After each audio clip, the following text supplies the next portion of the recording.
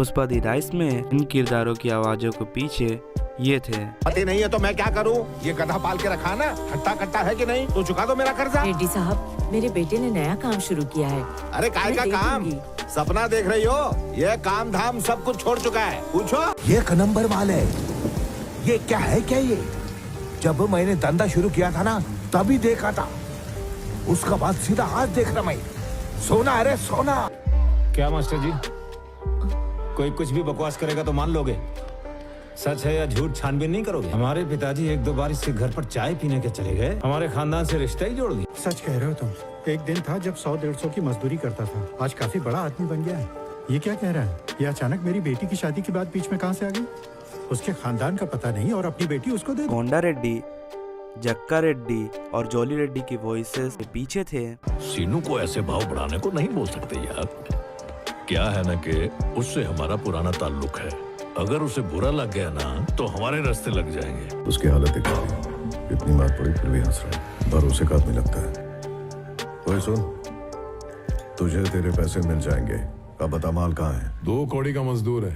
क्या रे, गाड़ी में आ तो तू 1.5 शाना बन रहा है? खुद को चौधरी समझ रहा है क्या? चल निकल यहाँ से। पुलिस के खोखले डंडे खाना कोई बड़ी बात नहीं है।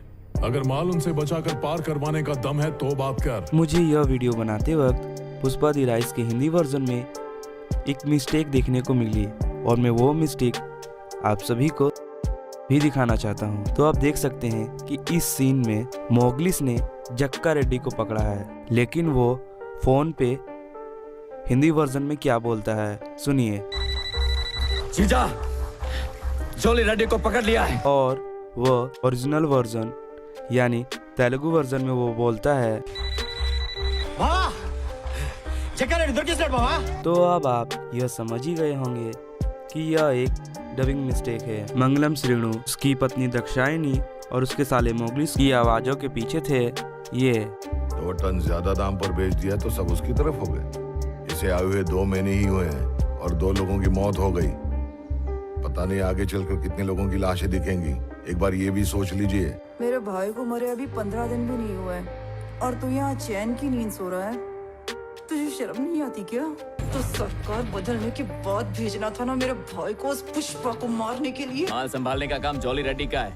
वो लड़की के चक्कर से बाहर निकलेगा तब कुछ काम करेगा ना। उसके भरोसे हम माल नहीं छोड़ सकते, वरना हम सबकी लग जाएगी। इनको और इनको वॉइस दी है इन्होंने। इस काम का सबूत तो सबके सामने पड़ा है। अब से सिंडिकेट का सारा काम पुष्पा ही संभालेगा। जिसको भी अपना माल बेचना है पुष्पा को ही बेचेगा। छोड़ दूंगा तुझे अगर मेरी बात मानेगा। अब तक तो उस पुष्पा के लिए काम कर रहा था ना, अब मेरे लिए करेगा। बाके लाल जी, नाम और गुमनाम का फर्क समझ में आवे तन्ने? इसकी शर्ट सफेद है, हमारी शर्ट भी सफेद है, पर फर्क क्या जाने? इसकी शर्ट पे लेबल ना है। पुष्पा का मित्र, पुष्पा की माँ और पुष्पा की महबूबा को वॉइस दी है इन्होंने। मेरा नाम केशव है। प्यार से सब लोग कटलेट बुलाते हैं। ये उंगली कट गई ना, इसके लिए कटलेट नाम पड़ गया। मेरे को है ना बहुत सारा पैसा कमाने का है ताकि अपने गांव जा सकूं। आपके साथ रहूंगा तो पैसा कमा पाऊंगा ना। क्यों रे पुष्पा, ये जो कह रहे सच है क्या? तूने मिल का काम छोड़ दिया? अरे तुझसे बात कर रही हूँ मैं। घर का खर्चा कैसे चलेगा? मुझे पहले ही पता था तू मेरे लिए इतना जोखिम नहीं उठाएगा। तुझे सिर्फ अपने पैसों और धंधे से मतलब है ना। मुझ जैसी बेबस लड़की की मदद करके तू अपने धंधे पर आंच क्यों आने देगा? पुष्पा दी राइस में पुष्पा की वॉइस के लिए एक्टर सुरेश तलपड़े को लिया गया था और उन्होंने अपना काम काफी अच्छा किया था। इस दुनिया से बदतर और कुछ भी नहीं है साहेब। इस दुनिया ने आपके हाथ में पिस्तौल दिए तो मेरे हाथ में कुल्हाड़ी।